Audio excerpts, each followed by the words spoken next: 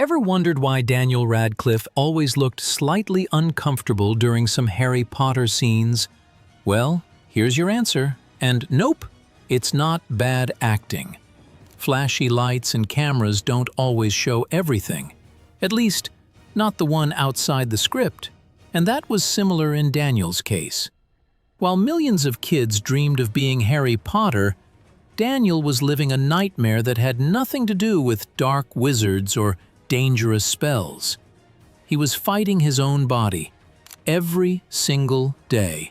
And the craziest part was, he almost didn't make it through. But let's get into what actually happened, shall we?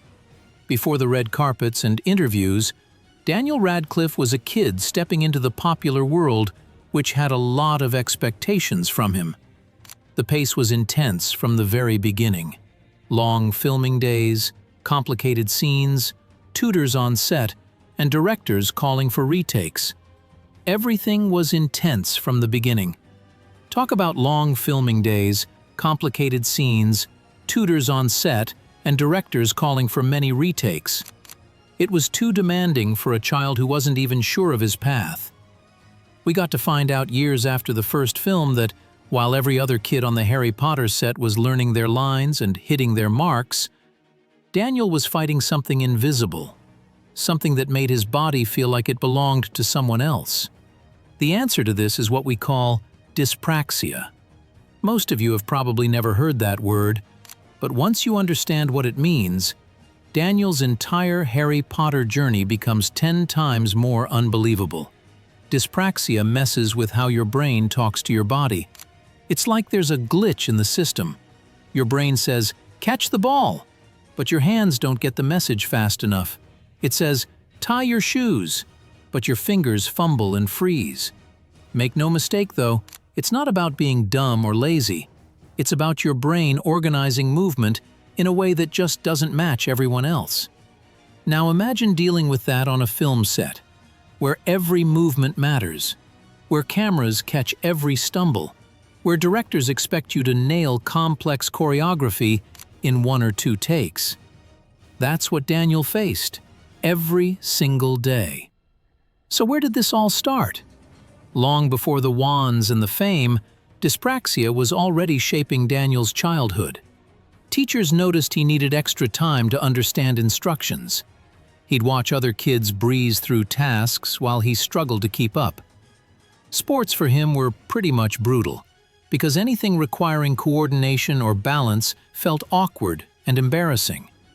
Daniel has said in past interviews that he sometimes felt out of sync with the kids around him, and that sense of falling behind affected his confidence. But Daniel had something else going for him. He loved stories. He loved reading, performing, expressing himself in ways that didn't require perfect physical control. That's where he found his footing. Well, since these activities he settled for actually gave him a space where he didn't have to compete physically, it now meant he could focus on imagination, emotion, and character. His early pull toward performance became a doorway into something bigger, but it also meant carrying his dyspraxia into a profession that demands precision, repetition, and control. And sadly, these were 3 things that were already tough for him before the fame arrived. When the casting team started hunting for Harry Potter, they saw thousands of kids. Thousands of polished, confident child actors who could recite lines perfectly and hit every mark on cue. Daniel Radcliffe was not one of those kids. He walked into that room shy, awkward, and still battling a condition that made even basic movement feel clunky. He wasn't the smoothest, he wasn't the most coordinated, and honestly, he probably shouldn't have been the obvious choice. But something about him stopped everyone in their tracks. He didn't perform. He didn't try to be Harry Potter. He just simply was. There was this raw, unfiltered realness that you couldn't teach or fake. Producers later said Daniel had a quiet intensity that made him impossible to ignore. He could listen. He could react. He could stay present in scenes in ways that even technically better actors couldn't. His grounded energy was what won him the role. But unfortunately, the twist nobody saw coming was that the very thing that made Daniel perfect for Harry Potter was also the thing that was about to make filming nearly impossible. Because while the world was celebrating this unknown kid landing the biggest role in cinema, Daniel was about to step into a nightmare, a role that would demand precision, coordination, and physical control in ways that dyspraxia makes brutally difficult. His excitement to play the part was real, but so was the terror. He was about to spend the next decade doing the one thing his brain struggled with most, making his body move exactly how directors needed it to, take after take after take. And nobody on set fully understood what that would cost him. Life on the Harry Potter set looked magical from the outside, but the day-to-day work wasn't easy for Daniel. Dyspraxia made coordination tricky, and the films were filled with physical moments that demanded precise movement. Simple actions like gripping props the same way during repeated takes, or hitting a specific mark on the floor, became real challenges for him. Largely because missing a cue meant resetting the entire scene, which added pressure he didn't always know how to express. Even the smaller sequences, like running through corridors or dodging behind set pieces, took him extra effort to learn. Crew members often stepped in to help him practice movements slowly until he felt comfortable. Daniel had to balance tutoring, rehearsals, costume fittings, and scenes that demanded his full attention. The fast pace sometimes left him overwhelmed, especially when new directions were thrown at him without much time to adjust. What made everything impressive was how quietly he handled these struggles. He didn't look for sympathy or special treatment. He pushed through the work, even when it meant staying behind to practice movements while others wrapped for the day.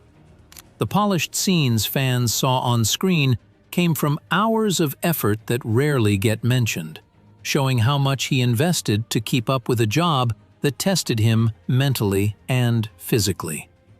Daniel never tried to draw attention to what he was dealing with, but the people around him picked up on it as the years went by. Emma Watson and Rupert Grint saw the long hours he spent practicing simple movements. The rest of them picked up quickly. They noticed how he focused harder than anyone when a director explained new blocking, or when the timing of a scene changed without warning. Some crew members mentioned how Daniel often arrived early just to rehearse small actions, like wand movements or steps in a scene that required quick coordination. Still, no one treated him differently, but they understood that he had more to manage beneath the surface. His castmates respected the way he handled it. They noticed the way he showed up with the same calm attitude, no matter how brutal the day had been. Even as the films grew darker and more physically demanding, Daniel kept that steady energy. His determination earned him serious respect on set. But respect doesn't make dyspraxia disappear. On screen, you saw Harry Potter, confident, steady, perfectly in control. Behind the scene, Daniel was fighting his own body just to make it through a single scene. The world never saw the 20th retake, the moment his hands wouldn't cooperate, the frustration when his brain and body refused to sync up, the exhaustion from concentrating so hard for hours just to do what other actors did naturally in one take. Fans fell in love with a character growing up on screen. What they didn't realize was the sheer amount of effort it took Daniel to deliver every single one of those performances. But here's where Daniel's story gets really interesting. He didn't let dyspraxia defeat him. He couldn't make it go away, so he did something smarter. He decided to weaponize it. Each retake he took during shoots became practice for managing his coordination and focus under pressure. He turned his biggest weakness into a source of discipline that most actors will never have to develop. Dyspraxia forced him to work twice as hard, and working twice as hard made him twice as strong. For years, Daniel carried this weight in silence. But eventually, he realized that hiding wasn't protecting him anymore. It was isolating him. Daniel first opened up about his dyspraxia in 2008 during an interview with the ABC newspaper while still filming the Harry Potter series.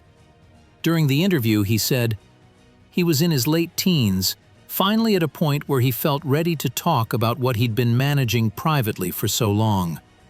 He didn't make a huge announcement or turn it into a media spectacle. He simply acknowledged it, calmly and honestly. His reason for speaking out was that he wanted other young people dealing with similar struggles to know they weren't alone. He'd spent years feeling different, watching others perform tasks effortlessly while he had to work twice as hard. I guess he felt that if sharing his story could help even one person feel less isolated, it was worth it. The response from his supporters was emotional and overwhelming. Fans flooded social media with messages of support. Parents reached out, thanking him for giving their children a role model who understood what they were going through. Other people with dyspraxia felt seen for the first time. Daniel had turned his private struggle into a public conversation that genuinely mattered. By speaking out, Daniel didn't just free himself. He gave countless others permission to stop hiding, too. Daniel has also spoken publicly about his alcohol addiction and the importance of perseverance and self-awareness. By acknowledging his struggles rather than hiding them, he became quite an example for others dealing with similar challenges. His journey shows that obstacles don't have to define you. They can sharpen determination and creativity. Secondly, what usually looked like effortless magic on screen was built on years of effort and the ability to turn difficulty into strength. It only shows that confidence and success can hide unseen battles, and that perseverance and self-awareness can make obstacles into stepping stones. Today, Daniel manages his condition with strategies he's developed over the years. He's open about still facing challenges, but he's also learned what works for him. He chooses roles carefully and communicates his needs on set without shame. Finally, we've come to the end of this video. Well, if you're curious about the hidden sides of celebrity life and the challenges most people never see, hit like, subscribe, and turn on the notification bell. Our next one might just surprise you even more.